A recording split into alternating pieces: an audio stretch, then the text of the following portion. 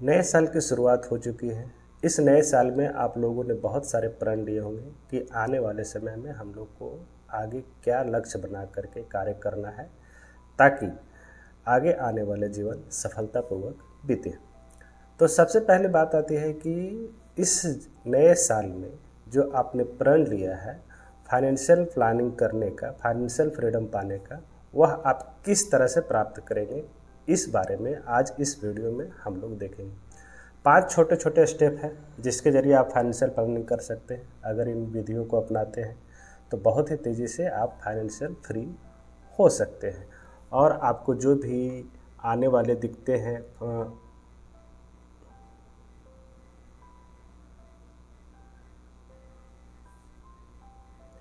तो सबसे पहले देखते हैं पहला रूल जो है, अपने लिए एक इमरजेंसी फ़ंड बनाइए। अगर आप फाइनेंशियल फ्रीडम की जर्नी की ओर अग्रसर हैं तो सबसे पहले आपको एक इमरजेंसी फ़ंड बनाना होगा।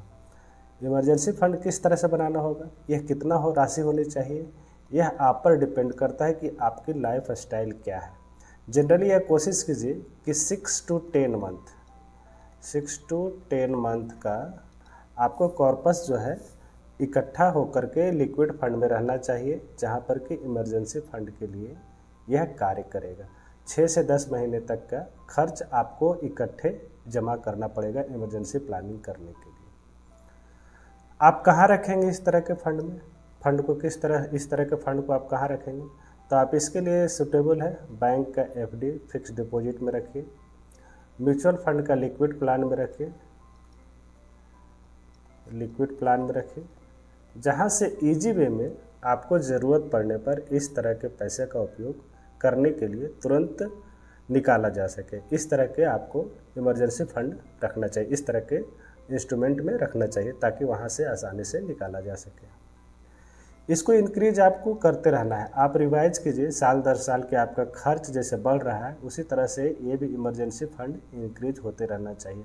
मान लीजिए आपका खर्च इस महीने 50,000 रुपये पर मंथ में चल रहा था, हो सकता है आने वाले समय में 1 साल 2 साल के बाद आपका खर्च हो जाए 60,000 रुपये पर मंथ। तो उसी के अनुसार आपको जो है यह इमरजेंसी फंड में आगे बढ़ाते जाना है। इस बात को आप ध्यान में रखिए। कहाँ उपयोग करना है, तो सिर्फ और सिर्फ इमरजेंसी सिचुएशन में ही आपको, परिवार में किसी भी तरह का इमरजेंसी हो उसी में इस पैसे का उपयोग करना है। यह बात को ध्यान में रखें। सिर्फ और सिर्फ इमरजेंसी फंड के लिए इमरजेंसी फंड का उपयोग कीजिए, इमरजेंसी स्थिति में ही इसका उपयोग कीजिए। कहाँ इसका उपयोग नहीं करना है, तो आप ध्यान रखें कि इस तरह के फंड को आप लॉन्ग टर्म इन्वेस्टमेंट के लिए उपयोग नहीं कर सकते हैं, किसी को उधार देने के लिए इन्वेस्ट नहीं कर सकते हैं। इन सभी बातों का आप ध्यान में रखें या दूसरे खर्च के लिए इसका उपयोग बिल्कुल न करें। तो अगर इन बातों का ध्यान रखते हैं और इमरजेंसी फंड बनाते हैं तो यह आपके लिए बहुत ही अच्छा रहेगा। उसके बाद दूसरा प्लानिंग आता है, दूसरा फेज आता है कि सबसे पहले जो है आपको डेट फ्री होना है। जितने तरह का कर्ज आपके ऊपर चल रहे हैं उसे आप जल्द से जल्द चुकाने की कोशिश करें। तो ठीक है, एक कर्ज किस तरह से रहता है, जैसे क्रेडिट कार्ड का बिल रहता है। क्रेडिट कार्ड का बिल जो है बहुत जल्द से जल्द चुकाने की कोशिश कीजिए। बहुत सारे लोग, मान लीजिए आप महीने का 60,000 का क्रेडिट कार्ड बिल आया तो उसमें लिखा रहता है कि 5,600 चुकाइए और बाकी ईएमआई पर आप कर सकते हैं, बाकी जो पैसा है वो ईएमआई के रूप में दे सकते हैं। तो ऐसा नहीं करना है। आपको जो है ईएमआई, कार्ड का ईएमआई बहुत ही महंगा पड़ता है, करीब 24 से लेकर 32% से ऊपर जाता है इसका ईएमआई कॉस्ट। इसलिए आप क्रेडिट कार्ड के बिल को बिल्कुल भी ईएमआई में कन्वर्ट न करें, इस बात का आप ध्यान में रखें।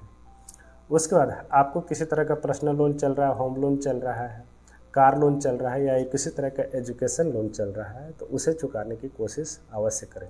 हाँ, हालांकि ध्यान रखिए अगर होम लोन चल रहा है तो उसे चुकाने की जल्दबाजी न करें, क्योंकि यह अगर टैक्स बेनिफिट देता है इसलिए आप उसको एज इट इज चलने दे सकते हैं। अगर सरप्लस पैसा है तो उसे भी चुका करके आप बिल्कुल भी डेप्ट फ्री हो सकते हैं। लेकिन ध्यान रखिए पर्सनल लोन, कार लोन और एजुकेशन लोन के मामले में जितना जल्दी से जल्दी हो सके आप इस लोन का रिपेमेंट अवश्य कर दें।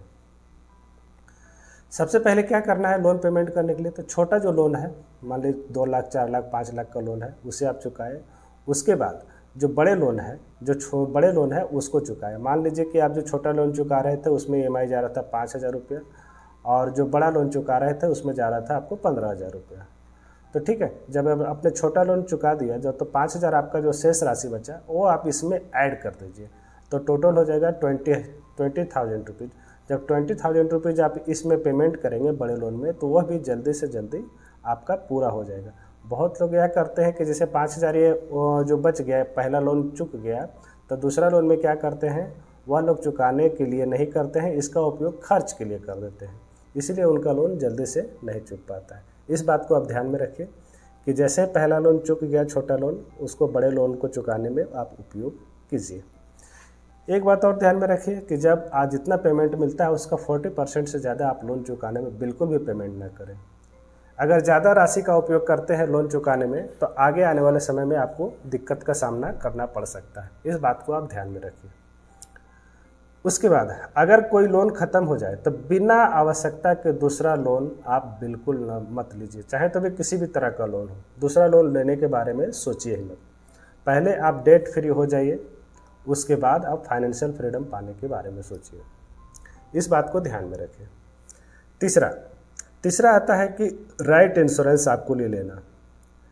सभी लोग जो है अनाप शनाप बिना मतलब का इंश्योरेंस ले लेते हैं, इंडोमेंट प्लान ले लेते हैं, जिसका कोई बेनिफिट नहीं होता है आगे आने वाले समय में। मान लो 10 लाख का अगर इंडोमेंट प्लान लेते हैं तो उसका प्रीमियम बहुत ही महंगा पड़ता है, और आने वाले 10 साल के बाद 10 लाख का कुछ वैल्यू नहीं रहता, लगभग आपके 2 से 3 महीने के पेमेंट के बराबर हो जाएगा वो। तो इस बात को ध्यान में रख करके आपको सिर्फ और सिर्फ 2 तरह का इंश्योरेंस लेना है। पहला, एक हेल्थ इंश्योरेंस लीजिए और दूसरा टर्म इंश्योरेंस लीजिए। तो हेल्थ इंश्योरेंस के बारे में बहुत सारे लोग बोलते हैं कि मेरे पास मैं तो अभी कोई दिक्कत नहीं, मुझे कुछ बीमारी हो ही नहीं सकती।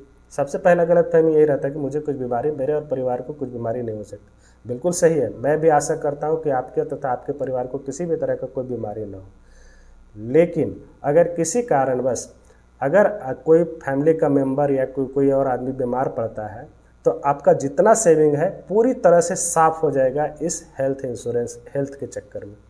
क्योंकि आज के डेट में जो हॉस्पिटल का बिल इतना तेज़ी से बढ़ रहा है कि आप उसे चुकाने में आपका पूरा सेविंग खत्म हो जाएगा, इस बात को ध्यान में रखें।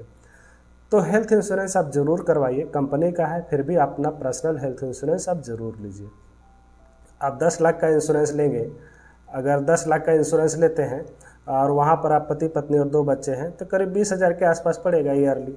उसे आप टैक्स बेनिफिट में भी दिखा सकते हैं, दोनों काम हो सकता है। आपका इंश्योरेंस का इंश्योरेंस भी हो जाएगा, टैक्स बेनिफिट भी मिल जाएगा आपको। तो इंश्योरेंस लेते वक्त, हेल्थ इंश्योरेंस लेते वक्त यह ध्यान रखिए, बहुत सारे जगहों पर जो है पेपरलेस सेटलमेंट जो होता है उसके बारे में आप विचार कीजिए कि जहाँ पर पेपर भेजने की जरूरत नहीं है, ईमेल पर उसको स्कैन करके भेज दिया, वहाँ पर सेटल हो गया। इस तरह का इंश्योरेंस प्लान आप ज़रूर देखिएगा। दूसरा तरह का आपको देखना है कि जो आप मान लीजिए 1 वर्ष अनक्लेम रहते हैं, मान लीजिए किसी कारणवश आपने इंश्योरेंस कंपनी को कोई क्लेम नहीं किया, तो 10 लाख का इंश्योरेंस बढ़ करके 20 लाख हो जाए, यह ध्यान रखिएगा आप। उसका बेस प्रीमियम 10 लाख की जगह 20 लाख हो जाए। अगर मान लीजिए 10 लाख का इंश्योरेंस लिया तो अगले साल अगर इनक्लेम है तो 20 लाख हो जाए। इस तरह से 20 लाख का फिर 30 लाख। ऐसा नहीं लीजिए कि 10 लाख अलग से दे और 10 लाख बोनस के रूप में दे, आपका प्रीमियम 10 लाख का 10 लाख, इंश्योरेंस कवरेज 10 लाख का 10 लाख ही रह गए, आप प्रीमियम बढ़ता जाए, ऐसा नहीं कीजिए। कुछ कंपनियां जो है, बहुत रेयर केस में 2-3 कंपनियां ऐसी है जो इंक्रीजिंग बेस कवरेज देती है। इस बारे में आप विचार कीजिएगा और इस तरह का प्लान आप जरूर सेलेक्ट कीजिए। कॉम्प्रहेंसिव प्लान लीजिए, जो भी इंश्योरेंस आप लेते हैं उसमें कॉम्प्रहेंसिव प्लान लीजिए। कॉम्प्रहेंसिव प्लान में जो है सभी तरह के फीचर्स ऐड मिलते हैं आपको, इस बारे में आप ध्यान रखिएगा। सफिशिएंट अमाउंट का कवरेज का जो है लीजिए, कम से कम 10 लाख का लीजिए। 5 लाख का 2 लाख 3 लाख लेने से कुछ नहीं होता है, कम से कम 10 लाख का ले लीजिए। हालांकि प्रीमियम में ज़्यादा डिफरेंस नहीं पड़ता, 2 से 3 हज़ार का डिफरेंस आपको पड़ेगा, इस बात को आप ध्यान में रखिए। अगर कैशलेस हॉस्पिटल है तो वो भी ज़रूर चेक कीजिए कि आपके एरिया में कितने सारे कैशलेस हॉस्पिटल हैं, इस बात को आप ध्यान में रखिए। इसीलिए मैं बोलता हूँ, अगर मान लीजिए आपके एरिया में कैशलेस हॉस्पिटल का अभाव है, जहाँ रह रहे हैं या जहाँ रहने वाले हैं, तो आप पेपरलेस सेटलमेंट क्लेम देखिएगा, वहाँ पर आपको ज़्यादा बेनिफिट होगा इस बारे में। उसके बाद आती है टर्म इंश्योरेंस। टर्म इंश्योरेंस की बात की जाए तो यह बहुत ही अच्छा इंश्योरेंस है। हालांकि इसमें रिटर्न नहीं मिलता है, लेकिन कुछ कंपनियां जो है आज के डेट में रिटर्न भी देती है। प्रीमियम जितना पेमेंट किया उसका रिटर्न भी वापसी करते हैं। उस तरह का भी इंश्योरेंस आप ले सकते हैं टर्म इंश्योरेंस में, लेकिन थोड़ा महंगा पड़ता है, आप ले सकते हैं। तो टर्म इंश्योरेंस लेते वक्त आपको क्या सावधानियाँ बरतनी पड़ेगी? क्लेम सेटलमेंट रेशियो देखिए, किसी भी इंश्योरेंस कंपनी का कंपेरिजन कीजिए, 4-5 जो भी इंश्योरेंस कंपनी आप लेना चाहते हैं उसको कंपेरिजन कीजिए, उसका क्लेम सेटलमेंट रेशियो देखिए, जिसका क्लेम सेटलमेंट रेशियो हाई है आप उसे चूज कर सकते हैं। ऑप्शन आता है चीप एंड बेस्ट का, सस्ता भी हो और अच्छा भी हो, इस तरह का इंश्योरेंस प्लान चुनिए। क्यों? क्योंकि अगर सस्ता होगा तो आपका प्रीमियम कम देना पड़ेगा। अगर आप लगातार 3 साल तक प्रीमियम देते हैं तो IRDA के रेगुलेटरी के अनुसार वह कंपनी आपके क्लेम को रिजेक्ट नहीं करेगी। इस बात का ध्यान रखिए, इसलिए वैसी कंपनी का चुनाव कीजिए जो कि सस्ता हो और अच्छा भी हो, क्योंकि आपको इसमें बेनिफिट होगा। हाँ, अगर आपको जैसे मान लीजिए कि आपने 1 करोड़ का ले लिया, 1 करोड़ सम इंश्योर का अगर टर्म इंश्योरेंस ले लिया, तो आप चाहते हैं कि बीच में बढ़ाना, तो बहुत सारी कंपनियां ऐसा देती नहीं, ऐसा ऑप्शन देती नहीं है कि वह आप बीच में आप उसको इंक्रीज कर सके। लेकिन कुछ कुछ कंपनियां ऐसा देती है कि लाइफ स्टेज के साथ, जैसे आपकी शादी होगी या फिर बच्चे हुए हैं, उसके बाद आप उसको बढ़ा सकते हैं। तो उस तरह का इंश्योरेंस प्लान आप जरूर देखिए जहां पर लाइफ स्टेज बेनिफिट मिलता हो। एक बात और ध्यान में रखें कि अगर किसी तरह का टर्म इंश्योरेंस लेते हैं तो उसमें राइडर आप बिल्कुल भी मत ऐड कीजिए। राइडर आप सेपरेट से ले लीजिए, जो कि और सस्ता पड़ेगा आपको। अगर उसके साथ ऐड करते हैं तो हो सकता है आपको महंगा पड़ जाएगा, क्लेम के समय में भी दिक्कत आ सकती है। इसलिए राइडर को बिल्कुल भी आप सेपरेट रखें, आपके लिए ज़्यादा बेनिफिट होगा। अंतिम बात इसमें है, आप अपने कवरेज अमाउंट जरूर सेट कीजिए, निश्चित कीजिए कि आपको कितने कवरेज का लेना है।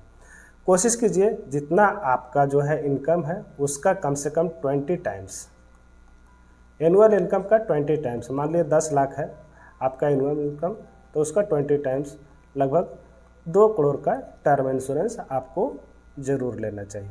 इस बात को आप ध्यान में रखिए। उसके बाद आती है ये टर्म इंश्योरेंस, लाइफ इंश्योरेंस की बात हो गई। उसके बाद आप अपने लाइफ के गोल सेलेक्ट कीजिए कि लाइफ में क्या क्या गोल है, short term goal, medium term goal, long term goal, इस बारे में सेलेक्ट कीजिए। उसके बाद इसके ऊपर प्लानिंग कीजिए। तो पहला आता है लॉन्ग टर्म गोल में रिटायरमेंट प्लानिंग, जो कि सबसे महत्वपूर्ण बिंदु होता है, चाइल्ड का मैरिज और एजुकेशन।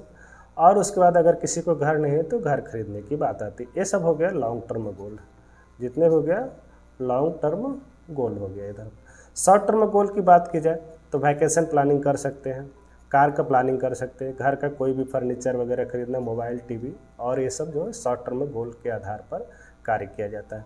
तो अगर आपके लाइफ में गोल डिसाइड है तो आपको इन्वेस्टमेंट करने में आसानी होगी। तो अब आगे आइए चलते हैं 5वां और अंतिम बिंदु, जो कि है इन्वेस्टमेंट के ऊपर। आपने गोल डिसाइड कर लिया, आप डेप्ट फ्री हो गया, इमरजेंसी फंड बना लिया, सभी कुछ हो गया, तो आपको अब इन्वेस्टमेंट यहाँ पर चालू करना है। आपने जितना बचा करके रखा है, जितना बचा हुआ है, जितना आप बचा सकते हैं, उसके आधार पर इन्वेस्ट आप कर सकते हैं। तो इस गोल को पूरा करने के लिए आपको इन्वेस्टमेंट करना होगा। इन्वेस्टमेंट आप कहाँ कहाँ कर सकते हैं, या तो प्रॉपर्टी में या तो फिर स्टॉक मार्केट में, 2 ही जगह है। प्रॉपर्टी में इन्वेस्ट करने के लिए आपको एक मुश्त बहुत ज़्यादा रकम की आवश्यकता पड़ सकती है, 10 लाख से लेकर के 1 करोड़ के बीच में। हो सकता है इसके लिए लोन लेना पड़े, इसलिए कोशिश कीजिए लोन अवॉइड कीजिए अगर ज़्यादा ज़रूरत ना हो तो, क्योंकि प्रॉपर्टी खरीदने के लिए आपके पास अगर उतना पैसा है तो ही खरीदिए, अन्यथा लोन लेने से बचिए। खास करके अगर मान लीजिए ज़मीन खरीद रहे हैं तो वहाँ पर पर्सनल लोन लेना पड़ता है, जो कि आपको महंगा पड़ सकता है। स्टॉक मार्केट, स्टॉक मार्केट में आप छोटे से छोटे अमाउंट में आप इन्वेस्ट करके यहाँ पर एक अच्छा खासा रकम तैयार कर सकते हैं। तो स्टॉक मार्केट में इन्वेस्ट करने का 2 तरीका है। सबसे पहले म्यूचुअल फंड, उसके बाद डायरेक्ट स्टॉक। म्यूचुअल फंड में जब आप इन्वेस्ट करते हैं तो वहाँ पर आप SIP के जरिए और लमसम के जरिए आप इन्वेस्ट कर सकते हैं। 500 रुपया, 100 रुपया से लेकर 500 रुपया मिनिमम इन्वेस्टमेंट पर मंथ के आधार पर आप शुरू कीजिए। अगर आपका टाइम हॉरिजन मान लीजिए 20 या 25 साल में शुरू कर रहे हैं तो 500 रुपया भी शुरू कीजिए, तो आने वाले 60 सालों में जब आपका रिटायरमेंट हो जाएगा, रिटायरमेंट के लिए जब प्लान कीजिएगा, तो 500 रुपया इन्वेस्टमेंट से आप 1 करोड़ की राशि बना सकते हैं एक अच्छे म्यूचुअल फंड में। इसके लिए आपको जो है फ्लैक्सी कैप म्यूचुअल फंड या तो फिर स्मॉल कैप म्यूचुअल फंड आपको सेलेक्ट करना होगा।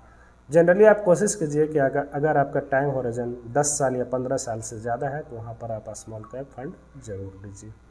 उसके बाद आती है डायरेक्ट स्टॉक। अगर आपको फाइनेंशियल मार्केट में नॉलेज है, स्टॉक्स मार्केट में ज्ञान है, तो आप डायरेक्ट अच्छे क्वालिटी के स्टॉक खरीद करके रख सकते हैं, जो कि म्यूचुअल फंड से अच्छा रिटर्न दे सकता है आने वाले समय में।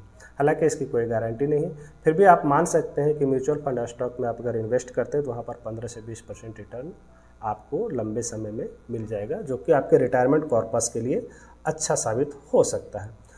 तो इन 5 तरीक़ों से आप फाइनेंशियल प्लानिंग कर सकते हैं, फाइनेंशियल प्लानिंग पा सकते हैं इस 2024 में। तो 2024 की शुरुआत इन सभी 5 गोल को लेकर के कीजिए और आपके लिए आने वाला समय अच्छा होगा। तो इस वीडियो को देखने के लिए बहुत बहुत धन्यवाद। Thank you. लाइक और सब्सक्राइब ज़रूर कीजिए।